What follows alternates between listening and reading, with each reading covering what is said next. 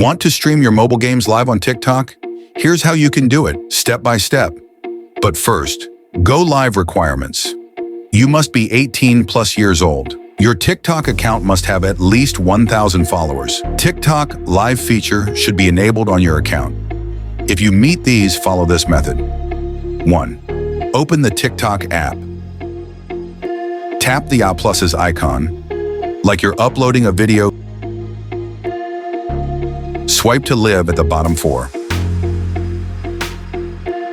Select Mobile Game 5. Tap Go Live.